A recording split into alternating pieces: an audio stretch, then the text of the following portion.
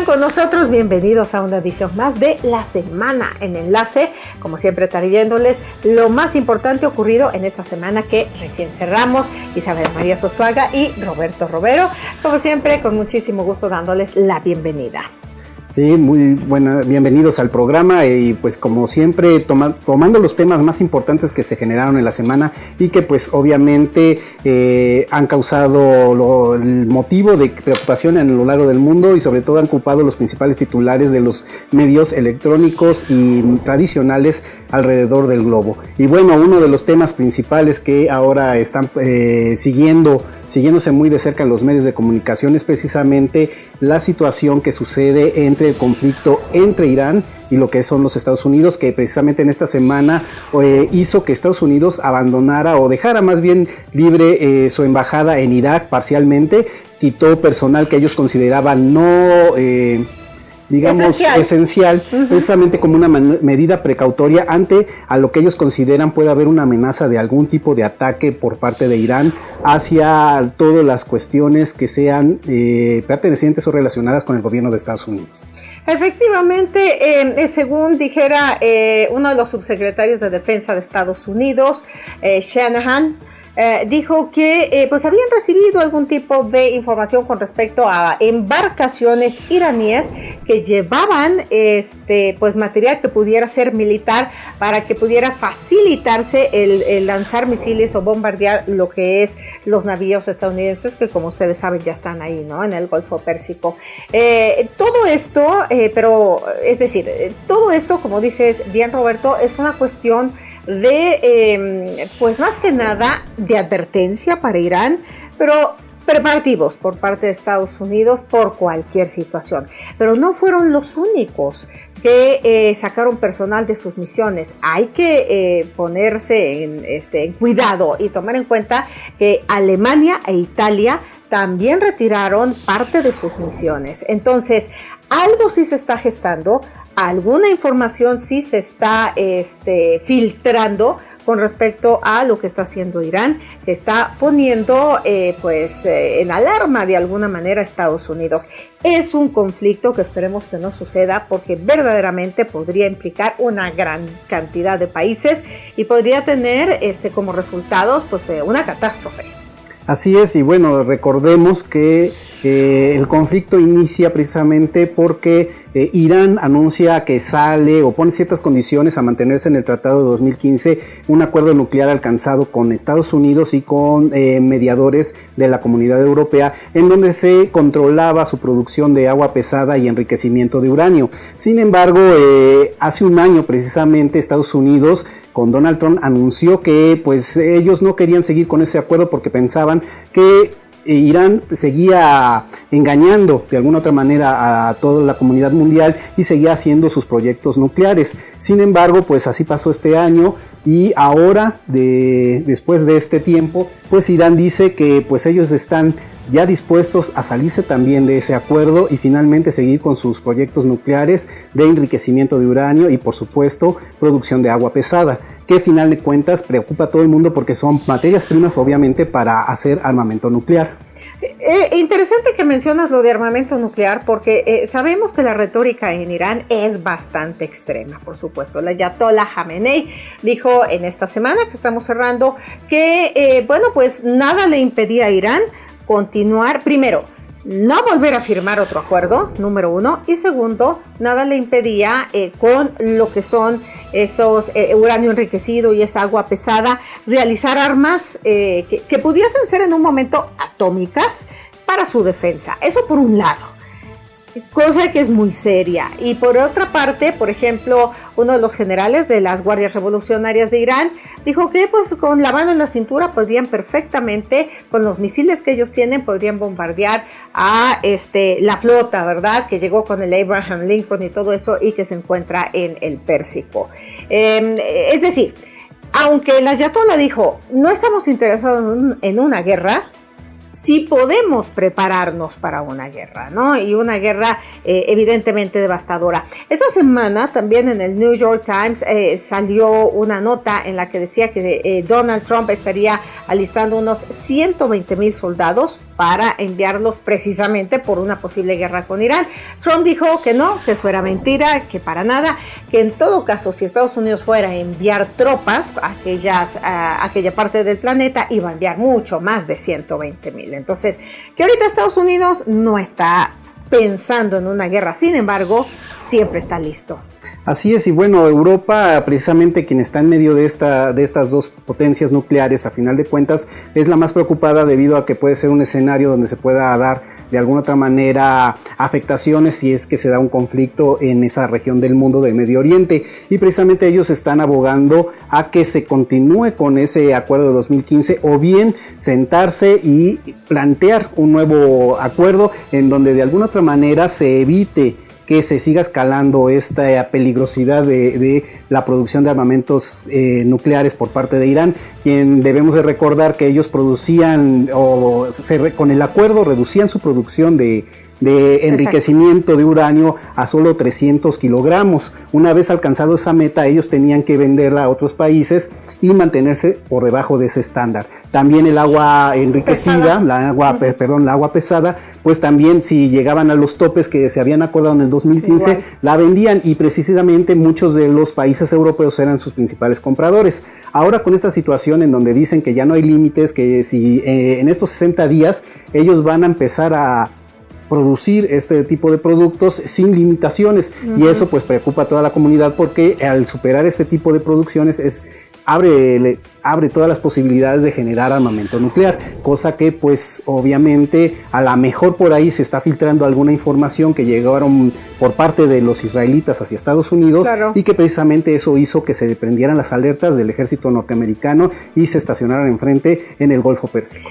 Que Israel siempre dijo que Irán era un peligro, sí, y siempre dijo que no estaban cumpliendo con el tratado, y que sí se estaban armando y que sí tenían un programa nuclear. O sea, no olvidemos esa parte, ¿no? Aunque claro, también es que el problema está en que ya no hay a quien creerle, porque por un lado siempre la retórica de el ayatolá ahí en Irán y por parte de su presidente siempre ha sido tendiente a lo beligerante, siempre muy alzados, siempre amenazadores. Por el otro lado igual, Estados Unidos siempre ha sido igual, y retomemos la historia como lo que pasó en Irak, una guerra en donde pues nunca se probó que efectivamente había armas masivas, de destrucción masiva en ese país. Entonces la verdad es que pues el mundo está en la expectativa, porque no hay una certeza de que si efectivamente Irán está produciendo o está a punto de tener ya armamento nuclear, o bien si Estados Unidos lo único que busca es mantener su hegemonía en la zona.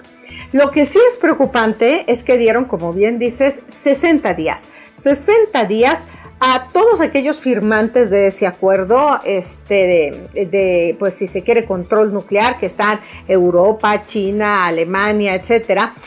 60 días para convencer a Estados Unidos de levantarle las sanciones. No olvidemos que Estados Unidos aplicó sanciones sumamente serias al petróleo y a todo lo que es el sistema financiero y bancario de Irán, de forma que todo lo que signifique ventas por concepto de petróleo iraní se reduzca a cero, absolutamente a cero. Lo mismo todo lo que tiene que ver con su sistema financiero y bancario. Entonces, bueno, por supuesto Irán está reaccionando de esta manera. Si tú no me ayudas en 2 meses a convencer a Estados Unidos que me levante esas sanciones porque me va a quebrar, pues entonces yo voy a hacer uranio enriquecido y con él voy a hacer literalmente lo que yo quiera. Lo voy a usar en mis propias armas o lo voy a vender a quien me lo compre, ¿no? Así es. Entonces eso sí es preocupante, porque eso sí es un hecho. Así es, y bueno, todavía vamos a tener que esperar que se cumplan esos 60 días. Por lo tanto, o por lo mientras, pues se van a mantener la flota norteamericana en esa región del mundo, y por supuesto también los iraníes estarán precisamente haciendo declaraciones y sobre todo tratando de convencer al mundo entero en que ellos son los que tienen la razón, y que Estados Unidos le tenga que levantar esas sanciones. Y esperemos a ver. ¿Qué va a pasar, Pues evidentemente, ya siguiendo la forma en cómo ha manejado la política exterior Estados Unidos, pues se ve muy difícil de que ese tipo de cosas, ese tipo de acuerdos se pueda llegar. desafortunadamente para la región y desafortunadamente para el mundo, porque a final de cuentas es algo preocupante y que finalmente puede ponernos incluso al borde de una tercera guerra mundial. Esperemos que eso no llegue a ese nivel y pues que pronto se resuelva la situación en esa región del mundo. Bueno, y si les parece, vamos a pasar ahora a otro tema. Vámonos de nuevo al tema que reiteramos cada semana. Sigue siendo Venezuela. Venezuela también fue noticia esta semana con varios hechos, situaciones que se dieron en el país sudamericano y en el contexto global, teniendo al país sudamericano como centro, ¿no? Entonces, una de las cosas importantes es que el presidente, que unos dicen autoproclamado, otros no, otros dicen que es el presidente legítimo, elegido en la Asamblea Nacional, Juan Guaidó, pues dice que el presidente Nicolás Maduro ha emprendido una persecución, como una política de terror contra lo que son sus opositores. Y efectivamente, si ustedes se ponen a pensar, esta semana sucedieron muchas cosas en contra de los opositores. Ya ustedes recordarán que la semana pasada arrestaron a varios acusados de diversos delitos, más que nada por haber participado en la Operación Libertad. Y en esta semana volvemos a lo mismo. Varios parlamentarios tuvieron que salir de sus casas, de la sede parlamentaria, y buscar un asilo en distintas embajadas. Hay en la embajada de Chile, en la embajada de Argentina, en la de Brasil, incluso en la de México, parlamentarios que pidieron asilo. Así es, y bueno, retomando un poco lo que ha pasado y por qué hemos llegado a este momento, es que precisamente después de la fallida Operación Libertad, finalmente Maduro empezó a endurecer sus políticas en contra de todos aquellos que se veían involucrados en esa operación, y sobre todo, y ahora ya se mostró todavía más agresivo en contra del único poder que está autónomo también en Venezuela, que es la Asamblea Nacional. Exacto. Y precisamente en esta semana hubo unas quejas por parte de los legislativos debido a que de la noche a la mañana aparecieron la Guardia Nacional, la policía, también policía de inteligencia, en las inmediaciones precisamente del Palacio Legislativo allá en Venezuela, y precisamente esto lo toman los legisladores como una forma de amenaza de parte del gobierno de Maduro o de intimidación. Precisamente este tipo de acciones ya lo había hecho antes Maduro, precisamente con el intento de tomar la Asamblea Nacional, y precisamente incluso algunos dicen que lo que intenta Maduro es precisamente desalojar la Asamblea y finalmente disolverla. Entonces, por eso hay una preocupación muy grande por parte de los legisladores allá. Hay muchos que, como dices, ya se han alojado en algunas embajadas debido a que sienten que están siendo perseguidos, y bueno, pues la situación es difícil, es complicada. Sin embargo, debemos de tomar en cuenta de que a raíz de la Operación Libertad, que fue ya una situación grave en donde ya se estaba dando el paso militar, pues a raíz de esta situación se filtró a nivel mundial de que hubo reuniones secretas precisamente entre el gobierno de Nicolás Maduro y la oposición venezolana, precisamente organizada en Oslo, ahí en Noruega, precisamente para tratar de resolver la situación, la crisis política que se vive en ese país ya durante varios años. Son muchas cosas lo que pasan alrededor de Venezuela. No debemos olvidar la reunión que tuvieron los cancilleres de Estados Unidos, es decir, los secretarios de Asuntos Exteriores, tanto Mike Pompeo como Sergei Lavrov, en el balneario de Sochi esta semana. Hablaron, por supuesto, de muchísimas cosas, pero una de ellas fue Venezuela. Y en plena rueda de prensa, al lado del ministro de Relaciones Exteriores ruso, Sergei Lavrov, Mike Pompeo dijo: Rusia no debe meterse en los asuntos de Venezuela. Y más de 50 países consideran que es el momento en que Maduro debe retirarse. Entonces, yo creo que en ese sentido no hubo mayor avance. Estados Unidos tiene perfectamente clara cuál es su posición, a pesar de que los rusos insisten que el que Estados Unidos se inmiscuya en las situaciones de de Venezuela, no es lo que llamamos democrático, que de hecho no debieran estarse inmiscuyendo. Sin embargo, Estados Unidos aquí lo único que dice es: No vamos a aceptar que ninguna otra nación se inmiscuya. Son los venezolanos los que deben llegar a la democracia y votar su próxima presidencia. Y en ese marco de las presidencias, pues están las reuniones, ¿no? Pero nos enteramos de esta reunión de Oslo ya finalizando la semana, donde las partes han estado conversando, pero resulta que ha habido otras anteriores. Hubo otra en República Dominicana, hubo otra favorecida con la intermediación de España. Ninguna de esas ha prosperado, ¿eh? Sí, efectivamente, o sea, aparte de lo que no se había dado las reuniones en los últimos días fue precisamente porque la gente no pensaba o no creían ya en ese tipo de reuniones, la gente de la oposición, precisamente porque ya habían tenido muchas reuniones, lo que acabas de mencionar antes, y sin embargo había sido estrategias nada más de Nicolás Maduro para ganar tiempo, para reorganizarse y para seguir presionando a los poderes, como en este caso es la Asamblea Nacional. Entonces, pues por ese lado, finalmente por eso estamos a la expectativa a ver qué pasa con esas reuniones secretas, ya no tan secretas, ya no, pero que efectivamente algo ya se está moviendo, algo se está tratando de resolver, y bueno, pues esperemos que sea para bien de los venezolanos, que finalmente son los que tienen que decidir qué futuro deben de tener, pero en la realidad pues no está pasando. Bien, y continuando con un tema que también es muy importante, que sacudió sobre todo las bolsas de todo el mundo en esta semana, es pues la siguiente escalada en lo que es la guerra comercial entre China y Estados Unidos, donde China pues decidió también aplicar medidas de represalia y subir sus aranceles a productos estadounidenses, cerca de 5.400 productos estadounidenses, subir los aranceles del 5% al 25%, ¿no? Entonces, bueno, pues esto por supuesto hizo temblar las bolsas del mundo, porque pues esta guerra comercial entre los dos gigantes puede perfectamente afectar la economía mundial.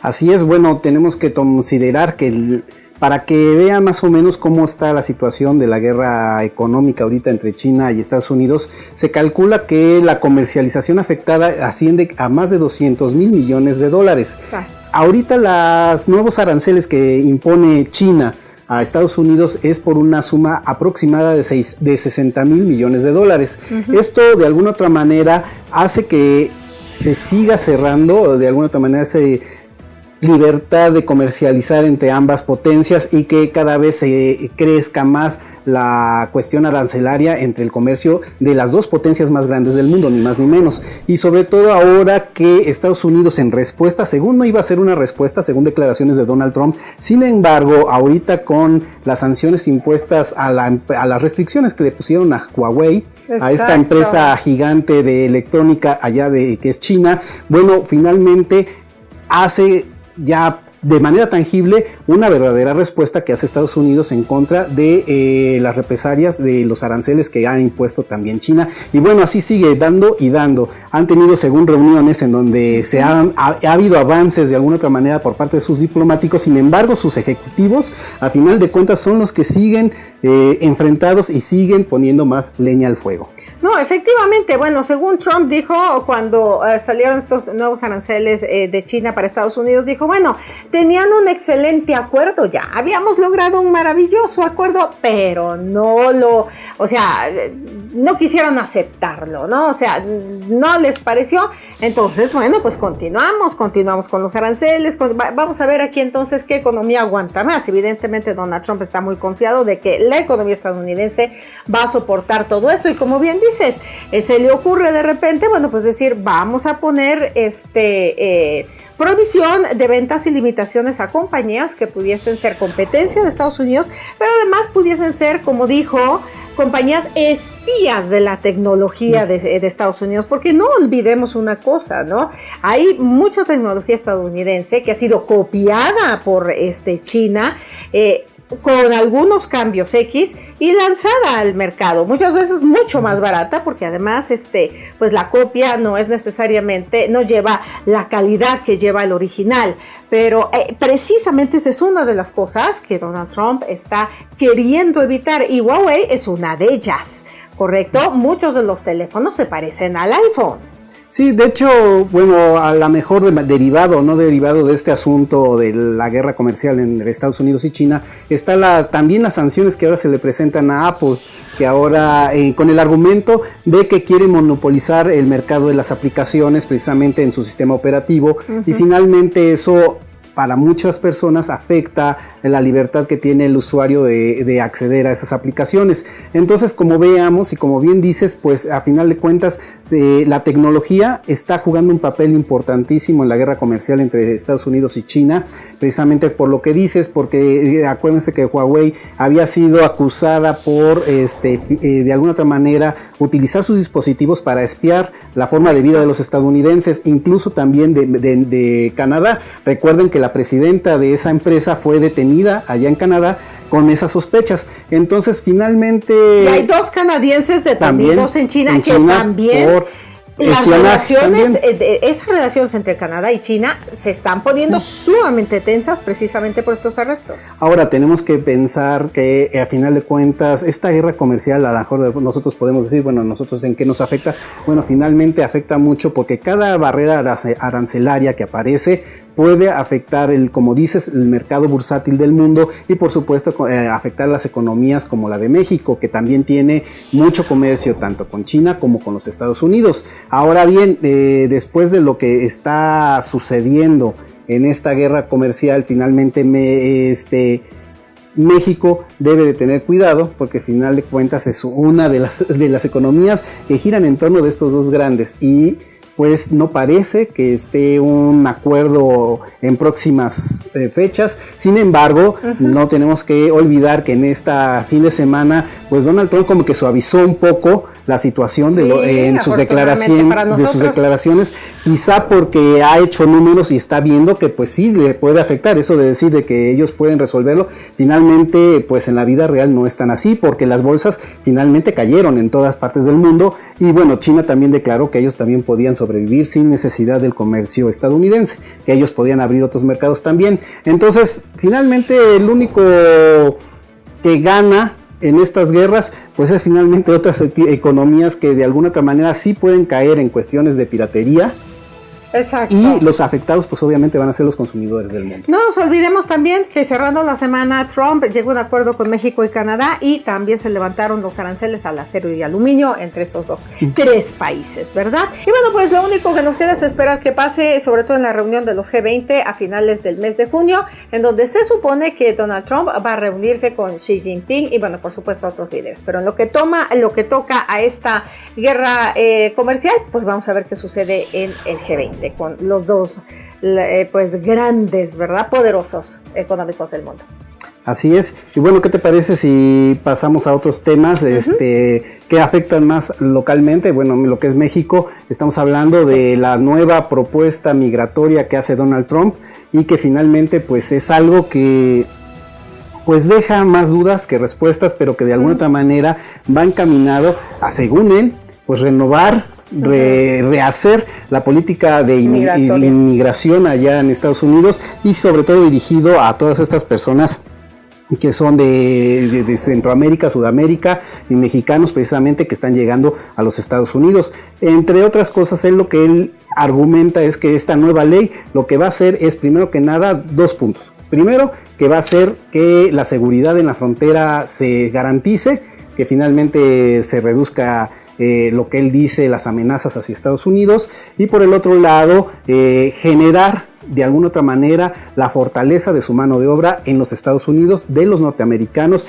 y que finalmente los inmigrantes que entren sean migrantes que sean calificados y que de alguna otra manera aporten a la economía de los Estados Unidos. Sí, efectivamente, él insiste, bueno, esto es un sistema es un rediseño del sistema de inmigración hecho por el yerno de Donald Trump, ¿ok?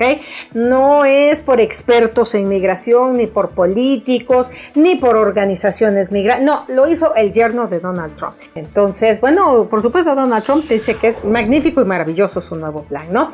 Y como bien dices, lo que hace aquí es, según él, exaltar los valores de Estados Unidos, darle prioridad a la seguridad, básicamente en la frontera, y número 3, pues recibir migrantes que sean de buena calidad, gente que haya podido estudiar, y uno de los requisitos que se les va a dar es precisamente que tengan un buen manejo del inglés.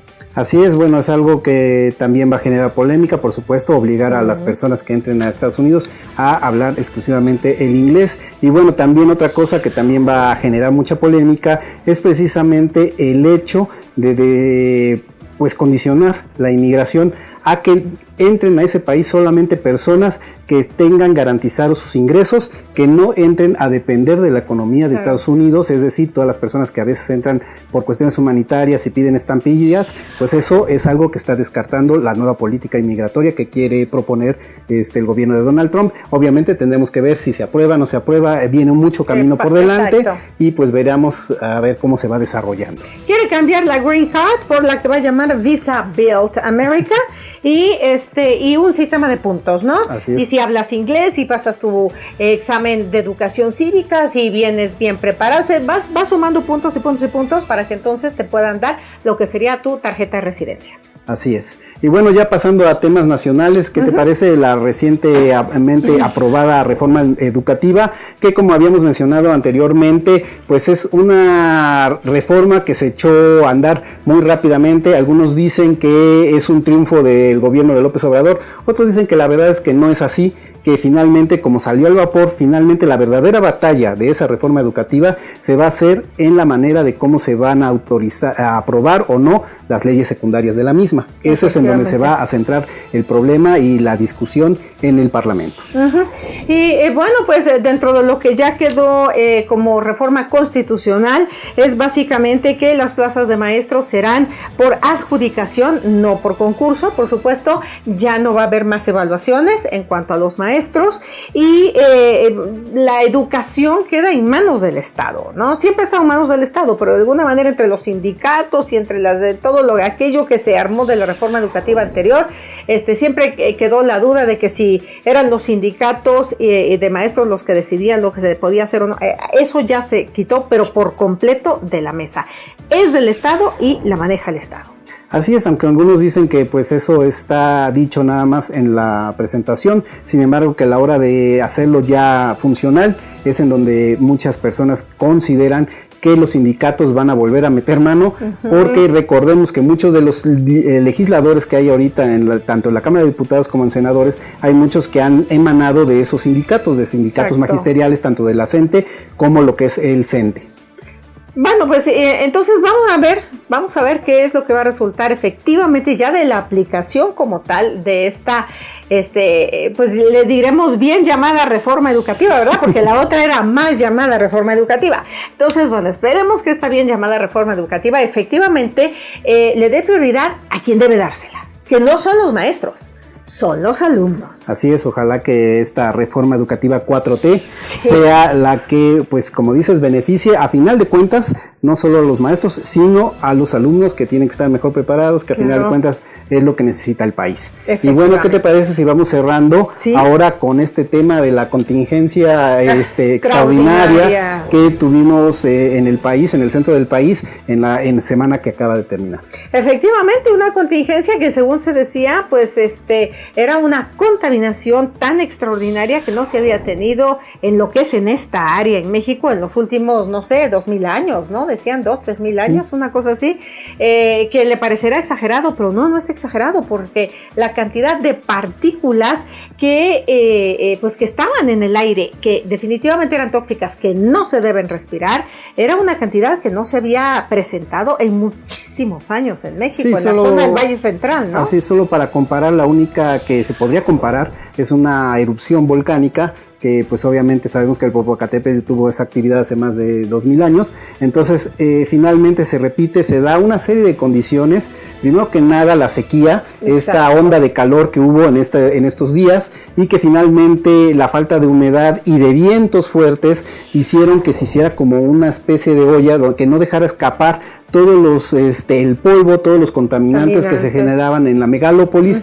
y que finalmente se quedaron encerrados, y no fue hasta ya el fin de semana cuando las condiciones climáticas permitieron, a través de la lluvia y de los vientos fuertes que empezaron a dar, que se fuera esa contaminación. Sin embargo, preocupa porque es el primer aviso de lo que está por venir, porque muchas personas consideran de que en México pues las condiciones que se están dando del cambio climático pues favorecen a que estos escenarios se vuelvan a repetir en un futuro no muy lejano.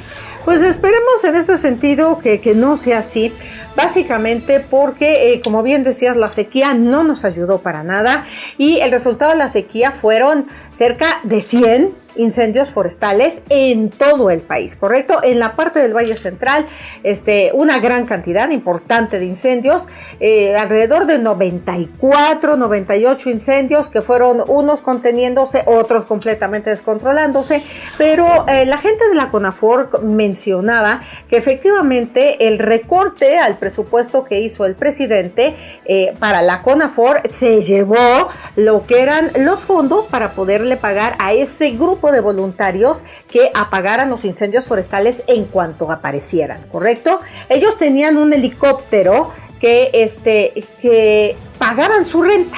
Pagaban la renta con parte de esos fondos. Entonces, cuando tenían la señal o el aviso de algún fuego forestal, inmediatamente le llamaban a la compañía, ¿verdad? El helicóptero despegaba, veían y se daban cuenta de la magnitud del problema. Ahora no. Ahora, como ya no hay como pagarle a esa empresa privada, pues entonces hay que hacer las solicitudes pertinentes y por ahí de los 2 días, muy amables todos, la Marina y la Sedena, pues les facilitan pues una aeronave para ver cómo está. Pero en 2 días ve todo lo que se quema en 2 días. Bueno, tenemos que analizar bien esa situación porque esta cuestión de incendios forestales en muchos de los casos, en la mayoría de los casos, fueron generados por la coactividad humana y muchas de esas cosas incluso pueden tener trasfondo político también. Porque muchas de esas cuestiones, vean dónde fueron los incendios y de qué manera fueron. Entonces, esto de los presupuestos y todo puede ser solamente el pretexto precisamente para estar de alguna otra manera contradiciendo el gobierno de López Obrador. Independientemente de eso, pues efectivamente la solución de eso no tenemos que dejárselo al Estado. Es un hecho de que la deforestación sigue creciendo en este país, cultura de la basura, de arrojar la basura, sigue en todo el territorio y sobre todo en la megalópolis. La gente sigue usando coches para todo. Entonces somos nosotros los responsables de que no suceda esto otra vez. Si seguimos echándole fuego a las cosas, queriendo cambiar el uso del suelo, organizaciones que buscan adueñarse de ciertos territorios, pues esto va a seguirse repitiendo. Esperemos que eso genere conciencia y que la gente pues se ponga las pilas y no se lo dejemos todo al gobierno. También nosotros tenemos que hacer mucho. Tenemos que hacer mucho porque somos los principales contaminantes, aunque no usted no lo crea. Bueno, vamos a ver qué nos depara esta próxima semana, por supuesto, esperando que nos acompañen en nuestra próxima cita de la Semana en Enlace. Que tengan una excelente semana. Yo me despido con todo gusto, Isabela Sosuaga y Roberto Romero. Pase una bonita semana y nos estamos viendo en la próxima emisión de Enlace en la Semana. Hasta luego.